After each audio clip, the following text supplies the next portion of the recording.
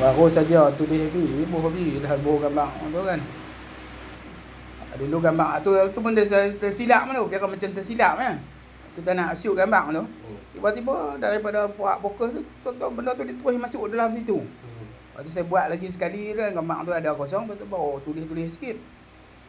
Lepas tu hantar balik lah. Buat macam tu, buat kira hantar ganti kan. Baru ada tulisan tu. Satu.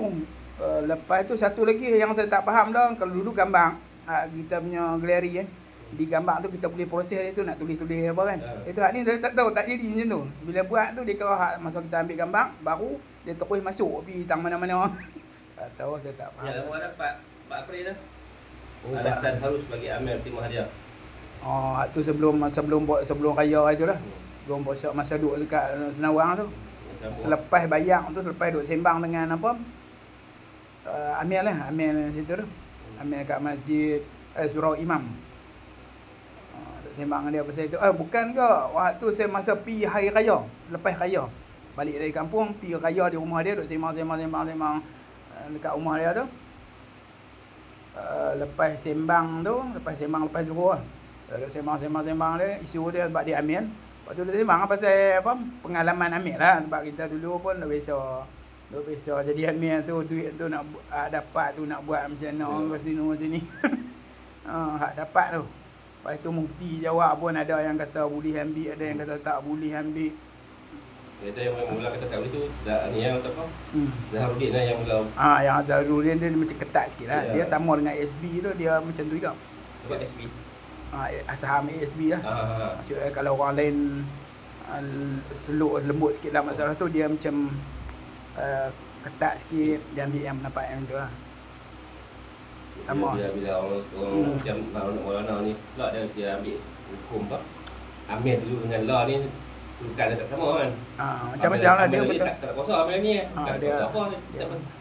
Dulu dia pun ada kuasa. Ada kuasa. Jadi kita bagi tu soalan macam boleh rasuah lah tu kan. Tapi itulah kalau rasa nak selamat betul, atas pertama dia atas hati kita tu.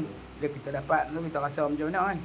Kita rasa nak dapat ke, perlu dapat ke, pengalaman yang kita tengok sama-sama kawan yang berebut nak duduk kursi tu pun ada, sampai daripada tak ada jadual, buat jadual seorang duduk 2 jam sehari, 2 jam sambung-sambung kan. Sampai tahap tu, mana kata tu dah dia nampak sumber pendapatan tu. Yang dia dapat tu kira asal ke orang kata ambil dia setuju lah, terima lah. Malah dia suka itu yang dia nak pun. Tak ada lah kata usaha dia nak bagi kat orang tu balik pegang duit tu. Kalau dia nak bagi juga baru dia bagi. Sebab dia kalau kita bagi kat dia pegang dia lain sikit. Dia lain sikit. Kalau lagi tak bagi dia kata tak apa tu lain. Kita bagi dia pegang penting tu. Lepas tu ada yang syorkan apa, dia dah bagi dia. Ini tabung kosong, masuk duit dalam tabung ni. Nanti duit tu buat lah macam mana kita buat lah. Macam-macam. Maksud dia kita dah asingkan betul-betul. Sebab dia kira kita dah dapat upah tu daripada tak kira lah kalau dulu 1/8 dan kemudian 1/12 maknanya kata itu upah yang wajib, yang dah macam wajib lah kita dapat dah. Lepas tu kita nak yang lain lebih-lebih dulu ke, lebih-lebihan wang eceran apa, recehan apa tak tahu lah dia wang tu. Dan masalah dia yang tu banyak, kalau kita tunggu tu dia boleh pergi sampai 1000. Maknanya orang makan bagi contoh kena RM90 satu ya tu kan. Kalau hak yang banyak-banyak dia bagi banyak tu kan. Zakat dia tu banyak. Lagi dia nak bagi banyak. Zakat RM10, RM20 kalau lebih kan. Ambil lah, tinggal kat kita kan. Dan ada juga yang street dia ambil cukup-cukup, bayar cukup-cukup. Ada juga. Satu hak yang lain ni lagi. Kalau hak RM7 dia bagi RM10 tu. Kalau seorang lah kata lah seorang. RM3 pun dia tak mau juga. Jadi duit tu akan banyak sangat lah. RM7 orang, RM49. Paklah RM1 tu lagi. Dia akan jadi macam isu yang macam tu lah. Lebih-lebih tu pun RM5,000. Yang lebih tu. Kalau campur dalam masa sebulan lah. Sebulan dia boleh capai ke RM1,000 lah. Memang banyak.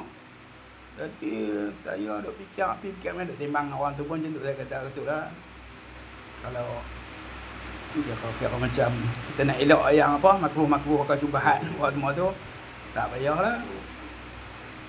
Nak test kita punya sanggupan mental kita tu.